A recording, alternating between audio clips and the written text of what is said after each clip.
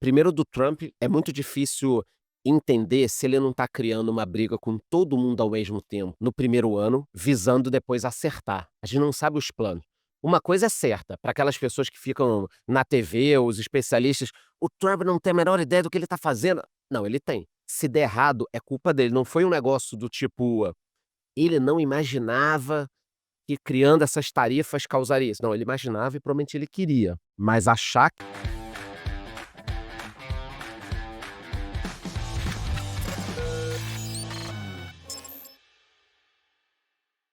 E aí agora olhando mais para os Estados Unidos, Uhum, como é que você está vendo o mercado lá, até com a sua uhum. vivência lá, né, você contou aí do estar inserido lá te faz entender melhor as coisas, e os Estados Unidos passou por uma mudança de percepção muito grande nesse ano, né, a gente começa o ano imaginando tudo que o Trump poderia fazer junto com o Elon Musk, e passa algumas semanas eles já brigam, o Elon sai do governo, tem esse super tarifaço que gera esse barulho, embora as bolsas lá continuem nas máximas históricas, tem todo esse ruído ali.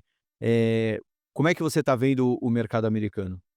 Tá, primeiro do Trump, é muito difícil entender se ele não está criando uma briga com todo mundo ao mesmo tempo, no primeiro ano, visando depois acertar. A gente não sabe os planos. Uma coisa é certa, para aquelas pessoas que ficam na TV, os especialistas, o Trump não tem a menor ideia do que ele está fazendo. Não, ele tem. Se der errado, é culpa dele. Não foi um negócio do tipo, ele não imaginava que criando essas tarifas causaria isso. Não, ele imaginava e provavelmente ele queria. É que tem que ver se ele vai acertar ou errar. Mas achar que um cara que nem ele, com a carreira profissional, de mídia, até política, não sabe o que tá fazendo, e o cara aqui no Brasil, eu não vou falar nenhum bairro, porque senão vai dar merda depois, "Ah, não, o cara preconceito bairro". O cara em tal lugar tá sabendo mais do que o Trump, é meio complicado. Mas o que me surpreendeu foi toda a briga ao mesmo tempo. Porque, por exemplo, ter um conflito comercial com a China faz todo sentido? Faz. Mas aí você abre um flanco China, Europa, Canadá e México e pressiona a Índia até o limite, tudo isso ao mesmo tempo, a ponto de você colocar a Índia e China na mesma mesa com a Rússia e com o Kim Jong-un dando tchau para todo mundo, não era esperado? Era esperado. De novo, vão apertar no primeiro ano parecendo que tudo é maluquice, e depois eu tenho 3 anos para organizar a casa, porque realmente muita gente fala: "Ah, o Trump tá apertando todo mundo, é absurdo, tarifaço". Sem clubismo, e eu não tô defendendo aqui os Estados Unidos, os outros países estavam sendo legais com os americanos em tarifa, tipo o Brasil, Europa. Acho que nos últimos anos todo mundo foi aumentando, e os americanos, que levam muitas vantagens com dólar, com tudo, ficaram: "Ah, tá tudo bem". Mas não tá tudo bem, porque eles não conseguiam mais vender pra ninguém. E aí fica complicado, porque você vai pegar uma Nike, uma Adidas, Vietnã, China, Índia, os caras não conseguiam fabricar mais nos Estados Unidos, nem para vender para o americano e nem para vender para fora, que se você mandar um tênis dos Estados Unidos para cá, qual é a tarifa? Hum. "Ah, um absurdo eles colocarem tarifa". Tá bom, pega a tabelinha do Trump lá e olha quantos países cobram direta ou indiretamente. Mas, de novo, a quantidade de brigas que ele comprou ao mesmo tempo, eu acho que mesmo para quem é ponderado, que nem eu, é uma coisa que surpreende, né, como uma Índia da vida. Eu entendo ele pressionar a Índia por causa do petróleo russo, mas você pressionar o ponto de aproximar do teu inimigo, que era inimigo deles também, que é a China, isso é que eu não consegui captar ainda, mas é proposital. Ele não apertou a Índia sem achar que nada fosse acontecer. Por que que ele está fazendo isso? A gente não tem todos os dados. Não es As pessoas não podem esperar que ele vai contar o que vai acontecer. "Olha, eu vou fazer isso, porque no meu segundo ano eu vou fazer isso, porque no terceiro ano eu vou fazer isso". Não, mas eu não imagino que ele não tenha um plano. Isso eu não imagino, porque é o último governo dele, nos Estados Unidos não pode, né, ele agora ter mais um, e ele vai precisar eleger alguém. com a popularidade de hoje, ele não vai eleger. Criando briga, ele não vai eleger. Então, provavelmente, eu acredito num plano de primeiro ano. Cara, entra na sala da casa, começa a chutar tudo, quebra tudo, e aí quando todo mundo achar que você ficou maluco, agora vem a galera da reforma aqui, a verdade é que eu queria fazer isso, isso e isso, e aí o mercado estoura. Acho até complicado, a bolsa subindo tanto no primeiro ano, cara, nos próximos 3 anos a gente sabe que ela vai ter que cair uns 10, 15%. Não tem Uhum. como subir. "Ah, mas o juro americano vai cair", mas tá precificado demais isso, já. Como é que ele vai conseguir manter o mercado em alta? Ele já disse que tem uma expectativa de crescimento da economia muito grande americana, mas se a economia crescer muito, o juro não pode cair. Ao mesmo tempo, se ele não crescer nada a economia, o americano vai falar: "Pô, toda essa confusão pra nada?". Se der toda essa confusão e em 2027 a economia americana explodir, a gente já entendeu que o que decide a eleição é a economia. "Ah, o cara foi pego num caso de corrupção". A economia tá bombando, tá todo mundo ganhando dinheiro, o salário real tá subindo, a inflação não tá alta,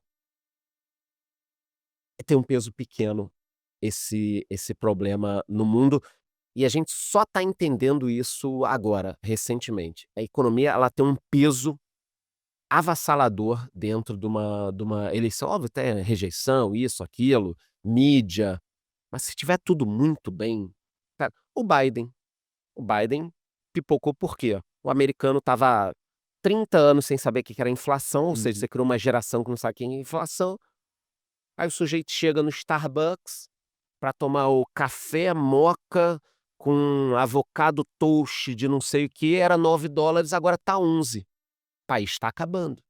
Porque é uma geração que não está acostumada. Aqui no Brasil, se eu chego na padaria, o café era 7, agora tá 7,50. "Porra, seu Zé, pô, Flamengo ganhou, tu já tá aqui me roubando, né?". É uma brincadeira, porque a gente tá acostumado com isso. Até essa geração um pouco menos, a minha geração ainda pegou antes do Plano Real, mas o americano não estava acostumado, e aí o Biden foi destruído. Por quê? Inflação. Aqui, a gente sabe que também a economia vai pesar. O que que tá acontecendo com a popularidade do Lula quando o dólar subiu um pouco e a carne estava mais cara, o leite estava mais caro, o ovo estava mais caro, a popularidade dele caiu. A economia acertou um pouquinho, já melhorou. Tanto é que, o que que vai acontecer ano que vem? Quem vai ganhar? O Tarcísio, o Lula, a Ana Maria Braga, que é até uma outra questão importante para colocar aqui na mesa. 1 a 2 anos antes das últimas eleições no Brasil, a gente já sabia quem ia ganhar? Não. Então por que as pessoas acham que elas vão saber agora? A chance de alguma coisa muito diferente do que a gente espera é grande no Brasil. Então, quem me garante aqui que a Ana Maria Braga não vai ser presidente do Brasil? Eu não sei. O Nicolas não pode, por exemplo, mas a gente pode pegar um nome que ninguém espera e a pessoa vai ganhar. "Ah não, mas vai ser o fulano". O fulano vai estar vivo? O fulano vai estar vivo? Vai poder concorrer? Isso eu digo de todo mundo, do Bolsonaro, do Lula, do Tarcísio, do Ratinho, do Malafaia. Se a gente pudesse pegar a máquina do tempo e ir pra frente, provavelmente ia chegar no dia da eleição, caralho, isso eu não imaginava. Essa diferença eu não imaginava, essas pessoas eu não imaginava, essas, entendeu? Vamos lembrar as 2 últimas eleições antes da de 2022. Em 2014, a gente teve um Tava avi ganho pra essa, né. mas antes disso até, estava Dilma tava eliminada. mas um avião cai, um candidato faleceu, Eduardo Campos. surge Marina Silva, Isso aí. e a discussão um mês antes da eleição era se a Marina ia ganhar no primeiro turno Perfeito. ou no segundo turno. E E ela nem foi para o segundo turno. Mas aí entrou uma campanha na TV, que o prato sumia da mesa, ficava tudo preto e branco. Mas tudo isso para dizer que um mês antes da eleição, tudo mudou e erraram mesmo assim. 2018, uma facada que quase tirou a vida do Sim. Jair Bolsonaro, acabou transformando o que talvez seria, né, o candidato natural, que era o Geraldo Alckmin. O Geraldo Alckmin terminou com 5% dos votos, acho que menos que isso. E o cara que já tinha sido governador de São Paulo O quase. Meirelles também, né. O Meirelles tudo bem ter lá seus, mas o Alckmin já tinha É, não, competido sim, tantas sim. vezes, e o Jair Bolsonaro disparou e foi eleito. Então assim, é é totalmente imprevisível o É muita falar de prepotência eleição. chegar aqui e falar: "Não, a eleição, veja bem, esse candidato tá assim, assado, então eu tô prevendo um cenário". Óbvio que quem trabalha com isso tem que fazer uma previsão. Tipo, eu sou vascaíno, você me pediu uma previsão, o Vasco vai cair, vai subir, eu vou ter que te dar uma previsão, mas talvez tenha mais uma tragédia esse ano, entendeu? Em relação às eleições, se em todas as últimas deu um negócio meio diferente ou teve muita turbulência, por que as pessoas acham que dá para chegar agora e falar: "Não, vai ser isso com certeza"? Não, o fulano vai ganhar, o dólar vai estar tanto, a bolsa vai estar tanto. É que eu entendo até quem chuta isso, porque tem gente que é pago para fazer isso e é legal a gente estimar, né, a gente pode aqui fazer um bate-bola, quem você acha que vai baseado na situação agora, quem pode ganhar, quem pode perder, é legal, mas provavelmente vai acontecer tudo totalmente diferente, Uhum. porque em todas as últimas aconteceu. A da Dilma que você falou, a Dilma 1 ano antes da eleição, ela estava fora já, cara. Antes da reeleição, você lembra? Hum. Manifestações e tal, popularidade, ela conseguiu ganhar. Que aliás, aí sim é uma coisa que dá pra gente estimar já, falar de histórico e tal. É muito difícil quem tá no poder perder o poder, né, no Brasil. A máquina é muito. É, tanto que até a gente teve aqui recentemente o José Dirceu participou Uhum. aqui, e a conversa girou em torno do que ele espera de 2026 e por que que o governo Lula está com tanta dificuldade de ter um bom desempenho, né. Ele falou que o Lula ganhou a eleição para a presidência, mas o PT não ganhou a eleição das outras casas, né. E é um pouco da leitura que o mercado fez naquela época, né, o Bolsonaro perdeu a eleição, o bolsonarismo ganhou. Porque vários candidatos, Perfeito. tanto a governo quanto a deputado, que tinham aquela essência bolsonarista, né, de uma cara mais de direita, conservador, eles ganharam em quase todas as praças, né. Você vê que o PT tem poucos E governos aí, São Paulo, Minas. e só que o Bolsonaro em si, ele teve uma rejeição tão grande que ele perdeu muitos votos em São Paulo, perdeu muitos votos em outros lugares que ele tinha tido um E mesmo assim resultado. foi parelho, foi quase. Hã. É, mas em São Paulo acho que foram mais de 2 milhões de votos que ele perdeu, enfim. Eh, Charles, estamos chegando mais no final do papo, queria saber, né, Uhum. pela sua história aí de mercado, o canal aí com 8 anos de vida e você conquistando tudo que conquistou, agora com essa nova empreitada, o que que você imagina de próximos passos? Deve ficar nos Estados Unidos, deve voltar para o Brasil, aquisições lá fora, enfim, eh, talvez voltar para o Brasil, porque a gente pode viver um bull market ou ficar lá fora para já garantir a segurança. E como é que você está vendo para o Charles, não só para o mercado em si? Olha, eu vejo um futuro, no meu caso, nos 2 lugares, nos 2 locais.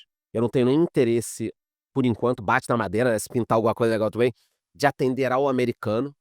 Eu tô olhando muito para o mercado de brasileiros nos Estados Unidos e brasileiros que pensam em investir fora, Uhum, mas quando olham para fora pensam: "Pô, mas quem vai estar brigando pelo meu interesse lá fora?", sim.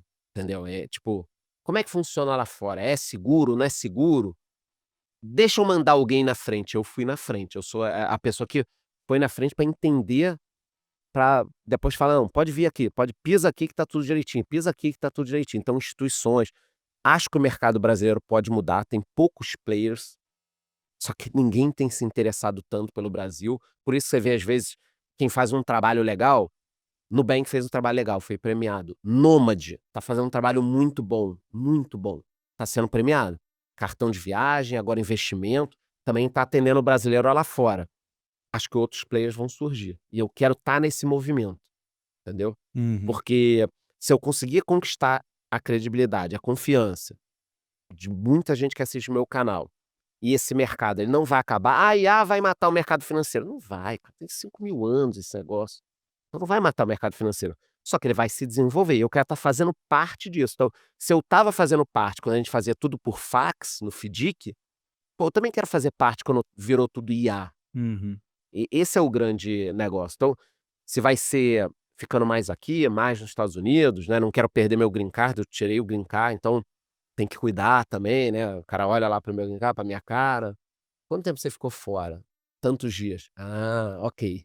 Me entrega, entendeu? Eu já vi um cara do lado levar uma comida, de ter ficado muito fora, Uhum. então tem que cuidar. E como é que tá a sua rotina de produção hoje?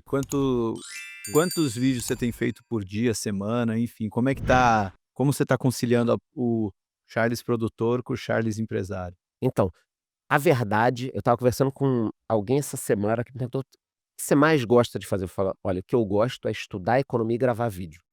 Todo o restante existe para bancar o meu hobby, que é gravar vídeo do YouTube, né." Sei bem como é. Eu faço 3 vídeos para o YouTube, para o Economista Sincero, por semana. Aham. São vídeos grandes, 30 minutos, 40 Sim. minutos. São vídeos que têm 100 slides de produção. Eu participo do processo de produção, escolha de tema, de tudo isso, nesse canal de economia.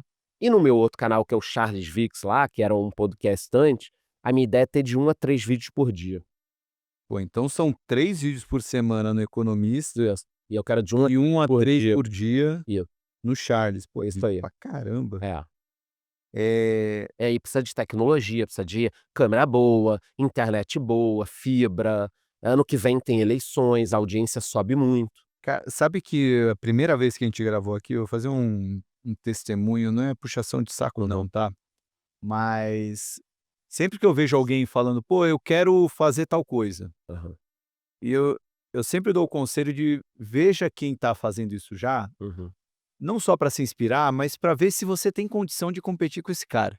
E eu lembro, eu ia até procurar agora aqui no YouTube, mas não vou, mas teve um vídeo seu, que você gravou no Starbucks, cara. sim.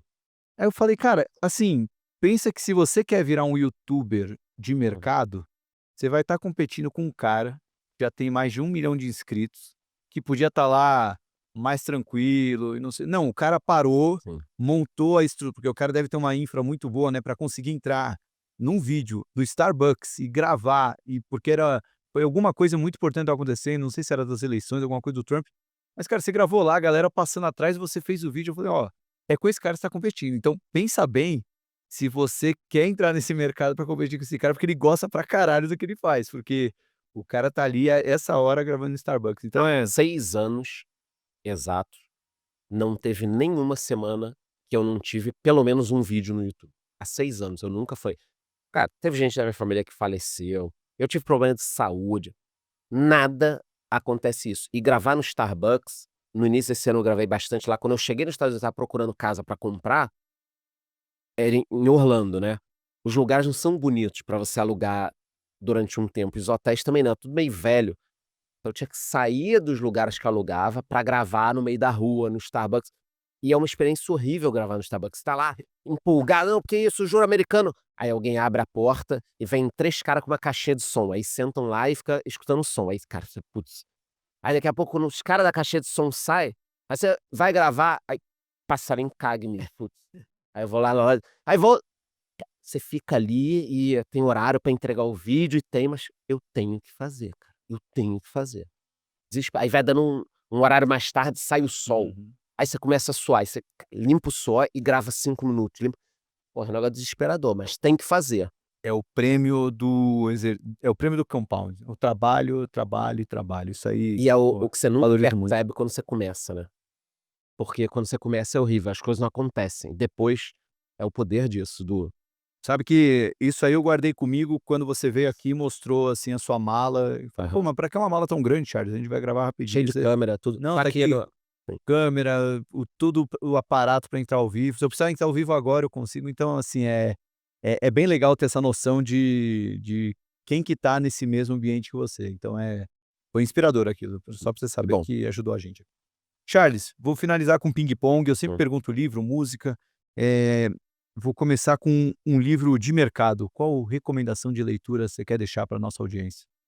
Livro de mercado, como eu gosto muito de economia propriamente dita, ali de vamos falar da base, de indústria, de investimento, de tudo, eu vou falar um livro que ele é muito comum fora do mercado e parece meio clichê, mas o Comece pelo Porquê. Comece pelo porquê. Sim. Porque aí O você tem Sam como é que é o nome dele mesmo? É bom esse livro, eu até peguei outro livro dele para ler, sei, eu sei qual outro você tá falando. Comece pelo porquê, Simon Sinek. Esse. Isso. É meio clichê, mas todo mundo vê que só fala livro mais complexo de investimento, né, tem que tentar não tô me policiando pra Boa.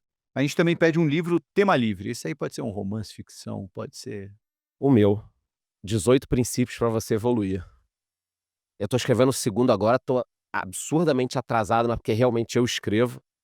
Realmente Então, escrever é tô 1 ótimo. ano e pouco atrasado, mas vai ficar bem legal. 18 princípios para você evoluir, tem na Amazon, é muito bom, é best-seller.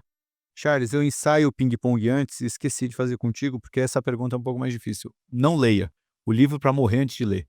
Pô, isso é um vacilo, cara.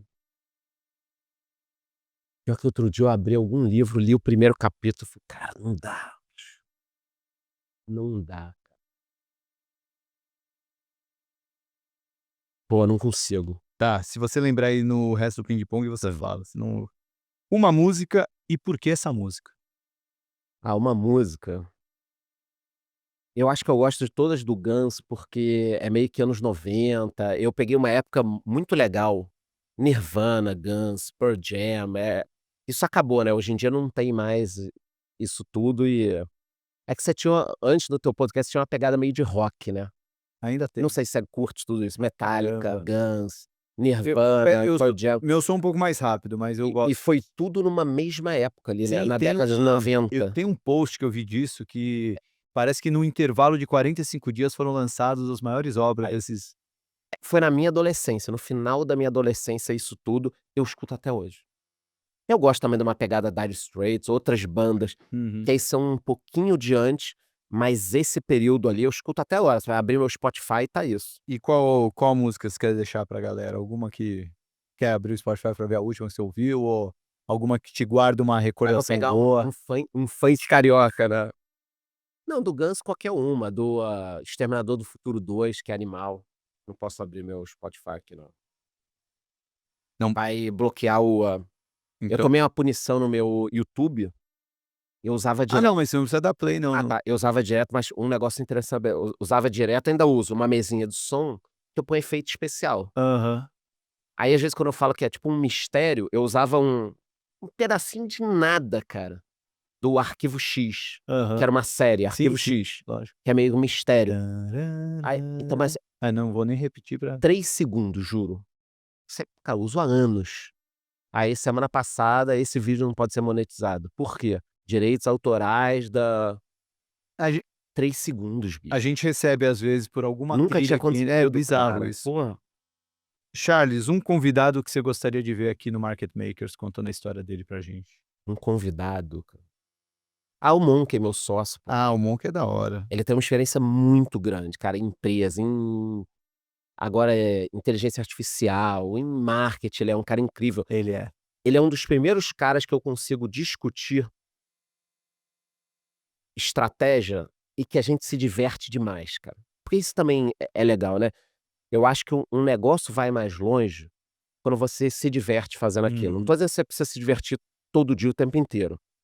Mas que você não tem prazer nenhum, e eu tenho, por exemplo, em gravar, apesar de todas as dificuldades, eu tenho, sim, que nem falou de Starbucks, só eu gosto muito do que eu faço hoje, e eu me divirto demais com o Marcelo trabalhando, a gente começa a pensar em estratégia, criativo, marketing, a gente se diverte demais. Da hora, muito bom. E Charles, pra finalizar, essa aí pra tocar no coração, qual a maior gentileza que já te fizeram na vida? Me cobrar demais. As pessoas foram muito duras comigo no mercado de trabalho no início da minha vida, e, e hoje eu entendo, e isso não é mais uma coisa tão observada no mercado, e eu tô te dizendo isso porque eu queria fugir um pouco de família, tudo mais, tô dizendo em relação a isso que, quando você é muito novo, às vezes você tem chefe ou pessoas no trabalho que te espremem demais, e você entende que isso é algo muito ruim pra você. Ruim é te demitir, é te mandar embora. As pessoas te espremem e te exigem porque elas acham que você pode fazer mais e vai fazer mais. Então, hoje, todo mundo que tem uma certa idade e está bem de vida, deveria ser generoso com quem está começando, levando a pessoa num limite saudável, óbvio, não estou falando nada, porque você muda a vida da pessoa. E eu tive bons chefes que mudaram a minha vida, me espremendo muito, e eu tô aqui um pouco por causa disso, tá. Da Óbvio que é por causa do meu trabalho, efetivamente, mas eu acho que, exigir muito, às vezes, é um ato de generosidade, porque no final da vida, do trabalho, um diretor do BTG que espreme um estagiário, por exemplo, no sentido de cobrar muito, muda alguma coisa para esse diretor da XP, do BTG, do banco, se você trocar o estagiário? Não. Mas para aquela pessoa ter um chefe que cobra muito, exige e quer que ele aprenda, muda toda a carreira da pessoa, Uhum. entendeu. Muito Então, bom. acho que profissionalmente é isso. E é interessante quando você tem essa mudança de chavinha no seu começo de carreira, a Putz. diferença que faz isso sabe que uma das grandes gentilezas que eu tive na vida, foi quando eu fui contratado no meu primeiro emprego meu segundo emprego, né, eu também trabalhei num FIDIC, mas fiquei lá só 3 meses, depois eu fui trabalhar na Infomoney. Ó.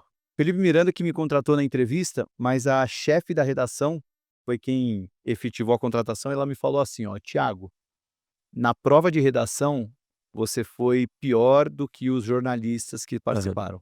Na prova de testes de economia, conhecimentos gerais, você foi pior que os economistas que participaram. Mas você demonstrou uma vontade tão grande de estar aqui, que não tinha como não te dar uma das vagas. Mas ó, já fica sabendo disso." Tipo, eu já entrei Uhum. sabendo que eu era um carrinho que 80 por hora e estava todo mundo indo a 100 por hora. Então, desde o meu primeiro dia na Infomoney, eu entrei, cara, eu tenho que chegar um pouco mais cedo, sair um pouco mais tarde, ficar menos tempo no café, entregar tudo mais rápido, porque todo mundo aqui é mais rápido que eu. E acho que isso ajudou um pouco a drivar a minha maneira de trabalhar. Assim, um simples toque que ela me deu antes de entrar no emprego fez toda a diferença. Se vira bichão, né, corre aí que o teu não né, tipo, É, e pra mim já vem, mas fez a diferença.